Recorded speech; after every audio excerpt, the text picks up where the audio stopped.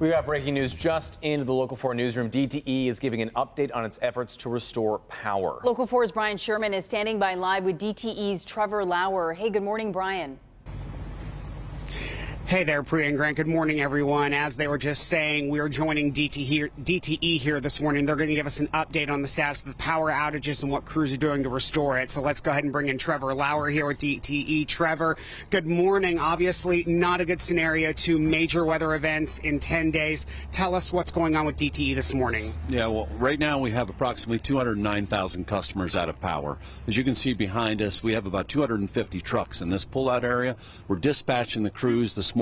They're gone to outages this morning. We have about 130,000 of those customers on, we call it crews or trucks this morning to start the restoration process. We'll also have damage assessment teams out in the field trying to understand the level of damage and how we get everybody back as quickly as we can.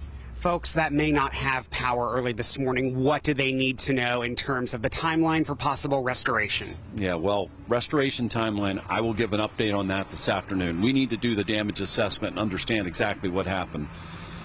You understand the heavy snow and the winds that came in last night. As I was driving around late last night and early this morning, what we see is a lot of trees down, and with the ice storm that happened 2 weeks ago, a lot of the branches that didn't fall completely are now down. So I would imagine a lot of the customers that lost power previously could have lost it again, but we'll have a much better assessment at lunchtime today on that. Yeah, I was talking with someone last night that said they got their power back a week ago Friday, and now they were out with it again. So how can people report outages if they haven't already? Obviously, since the storm is now over and we're in recovery mode. Right. Well, the number one thing I'd say is use our mobile app, go to the website, or call our 1-800 number to report an outage. We understand who's out of power because of our AMI meters or our automated meters. So we understand who's out. We're going to dispatch crews to it, and our job is to get everybody's power back as quickly as we can, but also as safely as we can. And I also understand the frustration. I've heard from multiple customers that lost power. We got it back 2 or 3 days ago, and they're out of power again.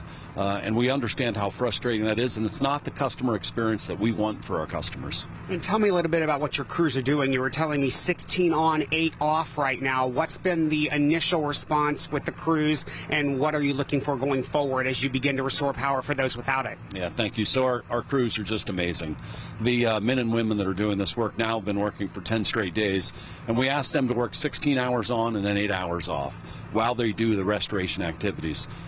Our job is to keep their spirits up and make sure they work safely, because as you work hours like that, you start to get tired. We've lost some crews that have gone back to other states right now because other states have been heavily impacted by this weather event also that has come through.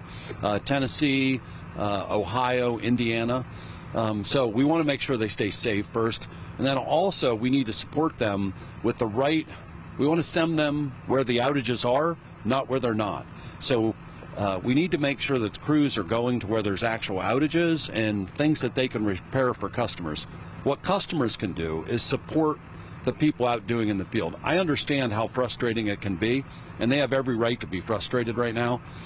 But the people in the field trying to do the work are out there trying to get their lights back on as quickly as they can. So understand the frustration, direct it at me, direct it at the company, but not at the people that are out there trying to help you.